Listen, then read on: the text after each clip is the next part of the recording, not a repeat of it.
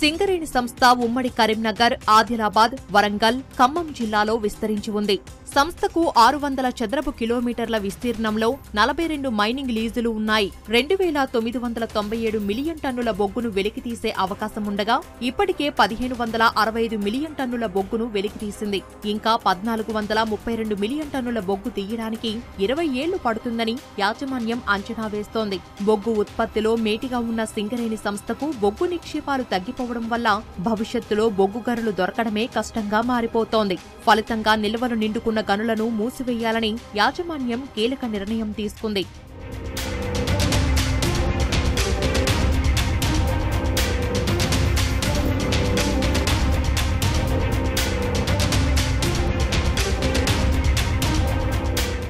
సింగరేణి సంస్థ మైనింగ్ చేసే 42 బొగ్గు బ్లాకుల్లో 22 భూగర్భ గనులు, 20 ఓపెన్ కాస్టులు ఉన్నాయి. ఈ ఏడాదిలో 4 భూగర్భ, 1 ఉపరితల గనులు మూతపడనున్నాయి. 2037 నాటికి మరో 16 గనులు మూతపడతాయని సింగరేణి యాజమాన్యం భావిస్తోంది. గనుల మూసివేతతో కార్మికుల సంఖ్య నానాటికి తగ్గిపోతోంది. 2014 నాటికి కార్మికుల సంఖ్య 60,000 పైచిలుకు ఉంటే ప్రస్తుతం వారి సంఖ్య 42,000కు పడిపోయింది. 2042 నాటికి కార్మికుల సంఖ్య 35,000కు కుచించుకుపోనుందని ఓ అంచనా. ఇల్లందు, మనుగూరు, రామగుండం 1, మందమర్రి, బెల్లంపల్లి ఏరియాల మనుగడ ప్రశ్నార్థకమయ్యే ప్రమాదం పొంచి ఉంది. సంస్థను కాపాడి శ్రామికుల ఉపాధి దెబ్బతినకుండా చూడాలని కార్మిక సంఘాల నేతలు డిమాండ్ చేస్తున్నారు. దాదాపు 1,00,000 మంది కార్మికులు పనిచేసిన కంపెనీ ఇవాళ 42,000 మంది కార్మికులు పర్మనెంట్, 30,000 మంది కాంట్రాక్టర్ కార్మికులు పనిచేస్తున్నటువంటి కంపెనీ. రానున్న రోజుల్లో ప్రపంచవ్యాప్తంగా బొగ్గు నిల్వలు అయిపోతున్న మాట నిజం. వచ్చే 4.5 సంవత్సరాల లోపల 7 కొత్త బొగ్గులు వస్తాయని నమ్మకం ఉంది. నెక్స్ట్ ఇయర్కి టార్గెట్ 72 మిలియన్ టన్నులు పెట్టుకోవడం జరిగింది.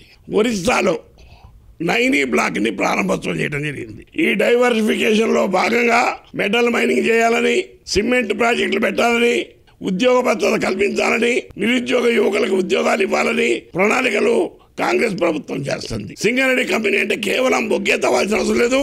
పారిశ్రామిక అభివృద్ధి కోసం, వ్యవసాయ అభివృద్ధి కోసం డైవర్సిఫికేషన్ పోవాలని మేము డిమాండ్ చేస్తున్నాం. అదనంగా మరో 35 మిలియన్ టన్నుల బొగ్గు ఉత్పత్తి చేసేందుకు సింగరేణి సంస్థ సమాయత్తం అవుతుందని సింగరేణి సీఎండీ బలరాం తెలిపారు. బొగ్గు నిక్షేపాలు ఎక్కడెక్కడ ఉన్నాయో వెలికితీయాలని కసరత్తులు చేస్తున్నామని వివరించారు. నైనికోల్ బ్లాక్ నుంచి ఏడాదికి 10 మిలియన్ టన్నుల బొగ్గును ఉత్పత్తి చేయాలని లక్ష్యంగా నిర్దేశించుకున్నట్లు వెల్లడించారు. దాదాపుగా మనకు ఇప్పటికీ 100 మిలియన్ టన్నుల వరకు డిమాండ్ ఉంది. గత ఏడాది మనం 70 మిలియన్ల టన్నుల బొగ్గుని ఉత్పత్తి చేశాము. కొన్ని అండర్ గ్రౌండ్ మైన్స్ క్లోజ్ కావడము, కొన్ని ఓపెన్ కాస్ట్ కూడా కోల్ రిజర్వ్స్ తగ్గువై కావడం వల్ల మనం కొత్త బ్లాక్లు తీసుకోవాల్సిన అవసరం ఉంది. దీనికి సంబంధించి ఇప్పటికే కొన్ని బ్లాక్లను ఐడెంటిఫై చేసి ఉన్నాము. సో ఇప్పుడున్న గనులకి అదనంగా దాదాపు 35 మిలియన్ల టన్నులు బొగ్గు అధికంగా ఉత్పత్తి చేయడానికి కావాల్సిన బొగ్గు గనులు ఇప్పటికే మనము వాటిని ఐడెంటిఫై చేసి వాటికి కావాల్సిన అన్ని పర్యావరణ అనుమతులు కానీ, మైనింగ్ అనుమతులు కానీ తీసుకోవడం జరిగింది.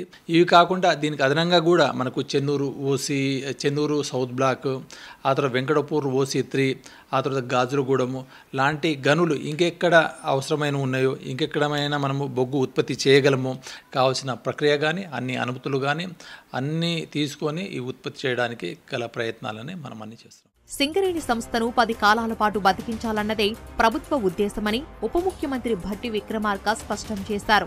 సింగరేణి సంస్థలో బొగ్గు నిల్వలు తగ్గిపోతున్న క్రమంలో ప్రత్యామ్నాయ మార్గాలను అన్వేషిస్తున్నామని భట్టి వివరించారు.